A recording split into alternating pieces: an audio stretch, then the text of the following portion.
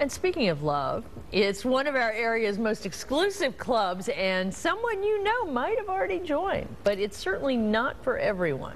The so-called Mile High Club is having sex on a plane, and one local air company provides the opportunity to do just that for tri-state thrill seekers. 9 News anchor Lance Berry has an inside look at one of the area's best-kept and most controversial secrets.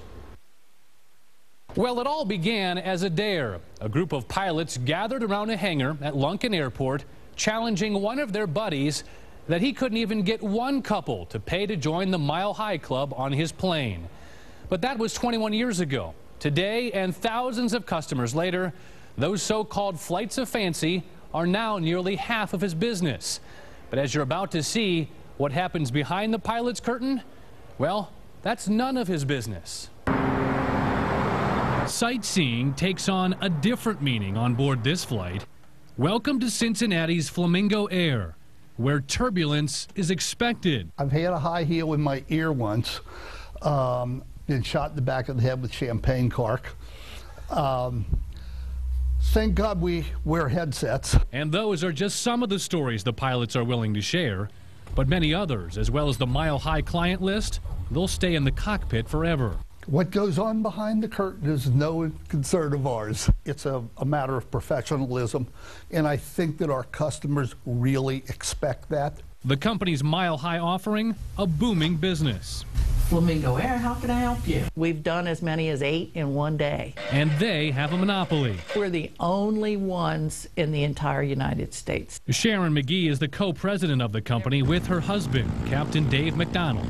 She books the flights. Probably 90% of these that are booked by women. Sometimes they're trying to spark the relationship. Some of them are trying to save their marriage. Inside this Cherokee 6, space is tight. People get creative. You're going to have to be, I guess. Right. The plane is so small that getting cozy is almost a must. At the center of the plane, a cushioned love seat, as well as champagne glasses and a box of chocolates. The rest of the hour is up to you. We play up the romance. It's not the down and dirty, let's go have sex in an airplane, you know.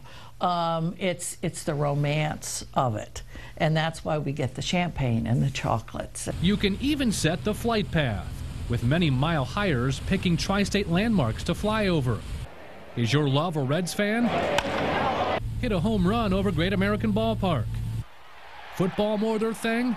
Score a touchdown above Paul Brown Stadium. If they want to fly over something and point it out, but generally they're occupied with other things. The only thing separating you from the pilot is a small curtain and his discretion. He has no clue what's going on in the back because he's got headsets, he's flying the airplane, he's talking to air traffic control. As for Cincinnati's conservative reputation, outside on the street, boy, we are conservative, but you close those doors and Katie bar the door. And for one couple, the memory of the flight of fancy they took remained well after their hour-long flight was over. They just had a wonderful time, and that was in the summertime, if I remember. The next summer, they brought a little guy by and said that he was conceived in the airplane. Lance Berry, 9 News. The flights cost $425. They've attracted flyers from all over the world. And for more details, go to WCPO.com. I'm not sure what to say. I'll leave it to Steve. Yeah, I'm a little flush. I don't know about the rest of you guys, but all right. What was Lance doing in there with Mike, by the way? That was Mike Mattingly, one of our producers. Oh, here. is that who that was? Yeah. That's what I've been laughing at through this whole I think the story. point was to show what a small space it was. I see. And they did that quite nicely. Yeah, that's right. Okay.